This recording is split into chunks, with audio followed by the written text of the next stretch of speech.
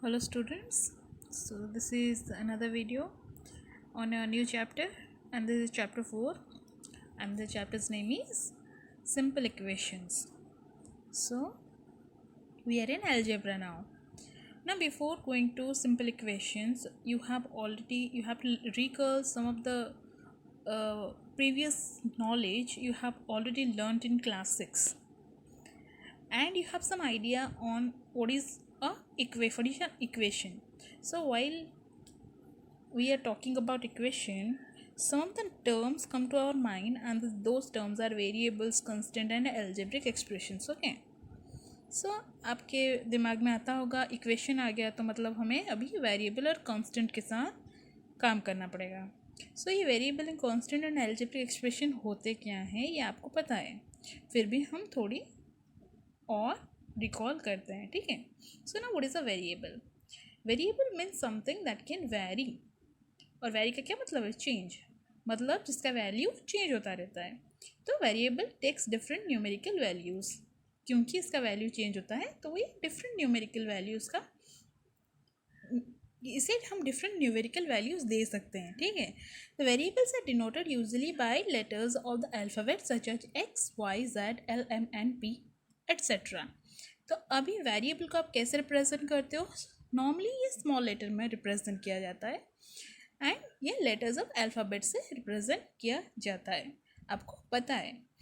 So now, what is constant? Constant is a fixed value, that is whose value we cannot change. Okay, so it can take we can take any example, any number as the example of a constant. So those numbers are called as constant. अभी 3 का value आप change अपने आप नहीं कर सकते. 3 is constant. सो उसी तरह जितने भी नंबर्स हैं वो सब कांस्टेंट नंबर्स हैं. ठीक है. Now come to algebraic expression. Algebraic expressions are formed using variables. ये जो हमने वेरिएबल एंड कांस्टेंट पढ़ा, इसे हम क्यों पढ़ा? क्योंकि इन्हें मिलाकर हम क्या फॉर्म करते हैं? algebraic expression फॉर्म करते हैं. algebraic expressions are formed using variables. Okay. अच्छा, कभी कभी कांस्टेंट टर्म्स भी ऐड किए जाते हैं. सो दे आर फॉर्म्ड. कैसे फॉर्म किए जाते हैं इन्हें यूज़ करके? तो हम इन्हें ऐड करेंगे, सब्ट्रैक्ट करेंगे, मल्टीप्लाई करेंगे या फिर डिवीजन करेंगे. जब हम कांस्टेंट एंड वेरिएबल्स के साथ डिफरेंट ऑपरेशन परफॉर्म करते हैं तभी हमें अलजेब्रिक एक्सप्रेशंस मिलते हैं. Remember there is difference between algebraic expression and equation. तो इक्वेशन और एक्सप्रेशन के बीच में क्या संबंध है यही हमें समझाने की कोशिश करेंगे. सो algebraic expression is just an expression जिसे आप वेरिएबल एंड कंस्टेंट को मिलाकर पाते हो. ठीक है. So we just add and subtract, multiply, division करके हमें क्या मिलता है? एक्सप्रेशंस मिलता है. Suppose I will write 5x minus 3 is equal to 9. So यहाँ पे मैंने 5, यहाँ पे एक वेरिएबल x लिया है, कांस्टेंट वेरिएबल्स ये सब मिलाकर मैंने this is not 5x minus 3 only. सो यहाँ पे मैंने कांस्टेंट एंड वेरिएबल मिलाकर कुछ एक एक्सप्रेशन लिखा. ये है मेरा अलजेब्रिक एक्सप्रेशन. ठीक है. Suppose I will right 9x minus 5y. Okay, यहाँ पे 2 वेरिएबल्स मैंने ले लिया तो ये भी मेरा एक अलजेब्रिक एक्सप्रेशन होगा. सो जिसे हम अलजेब्रिक एक्सप्रेशन हमें कैसे मिलता है? यहाँ पे देखो 9x का क्या मतलब है? 9 इंटू एक्स, मतलब यहाँ पे मल्टीप्लाई भी किया गया है, यहाँ पे सब्ट्रैक्शन भी हुआ है, इन दोनों के बीच भी मल्टीप्लिकेशन हुआ है. ठीक है.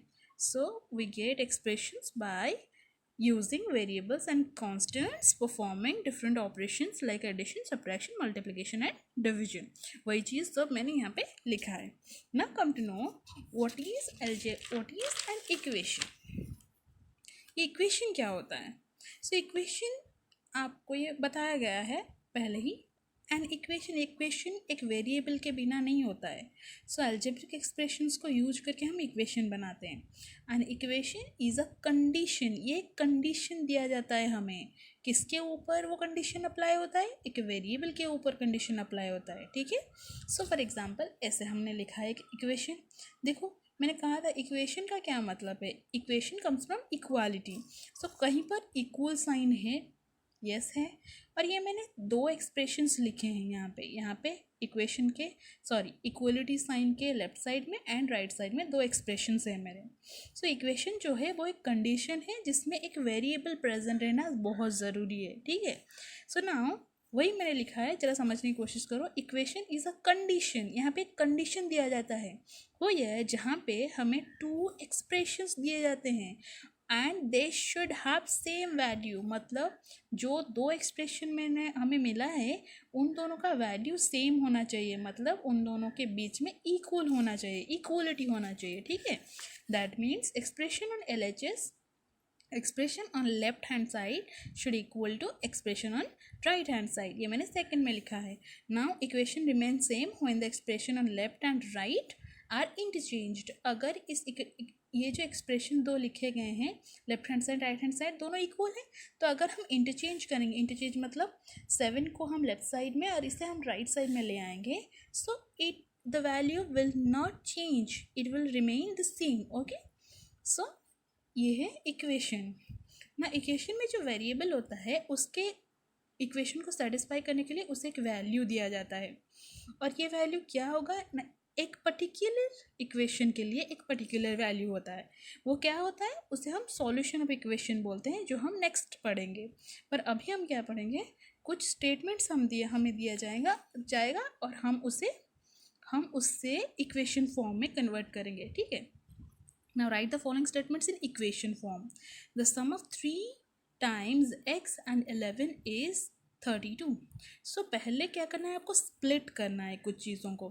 यहाँ पे आपको सम पूछा गया है, मतलब प्लस करने के लिए पूछा गया है। किसे प्लस करेंगे, टू टर्म्स को प्लस करेंगे, या फिर एडिशन हम टू टर्म्स को एडिशन करेंगे। सो यहाँ पे टू टर्म्स कौन है, फर्स्ट है ये 3 टाइम्स एक, ये हो गया मेरा फर्स्ट टर्म, एंड सेकेंड है ये हो गया मेरा सेकेंड टर्म। इन दोनों को अगर मैं ऐड करूँगी तो मुझे क्या मिलेगा, 32 मिलेगा। सो सम of 3 times x first term and second term gives you 32।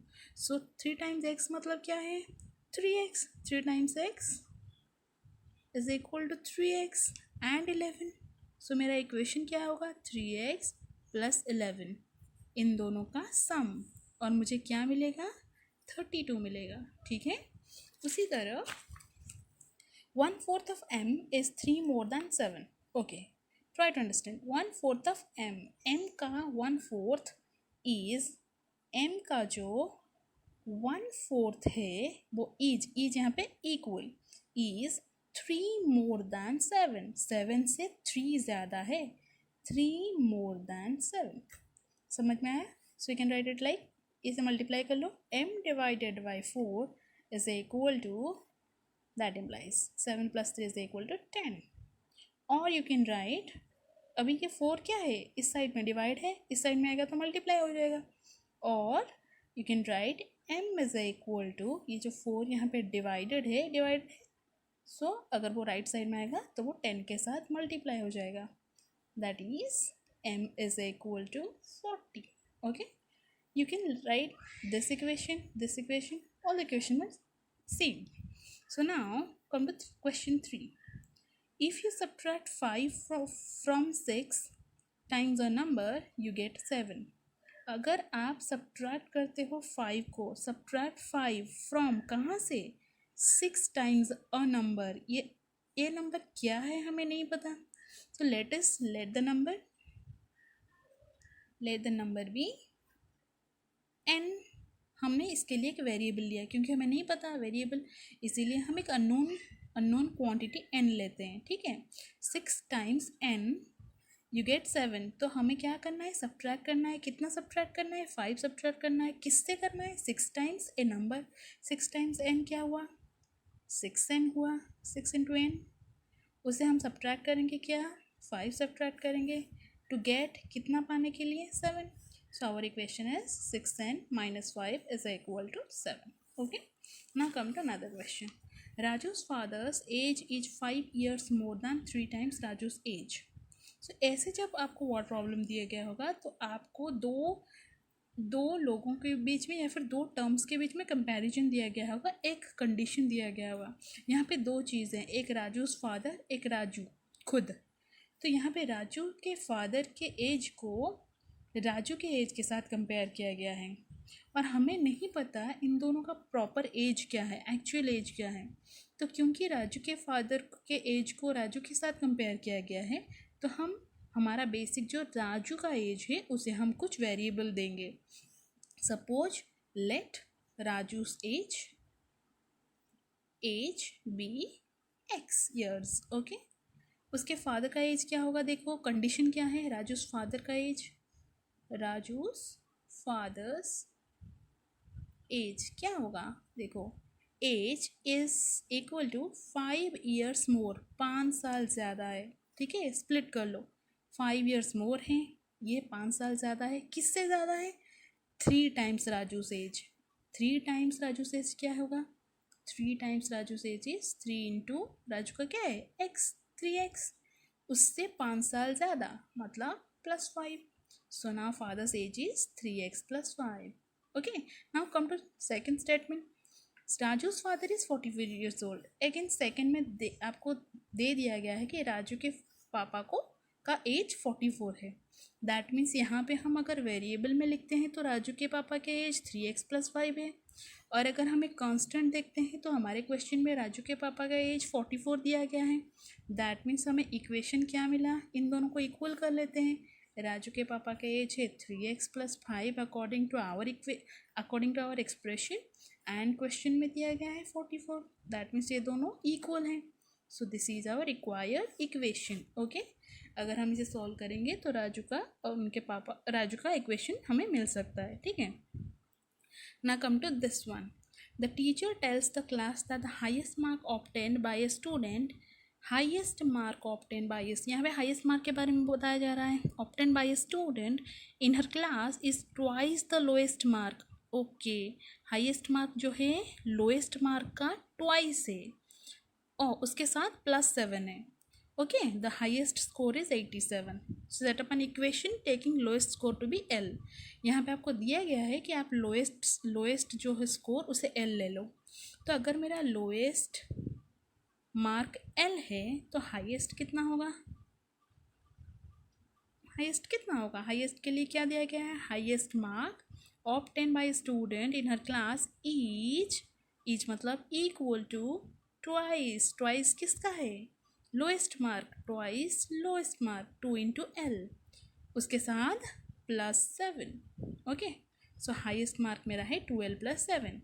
Again मेरे क्वेश्चन में हाईएस्ट मार्क गिवन है. अगेन हाईएस्ट मार्क क्या गिवन है? 87.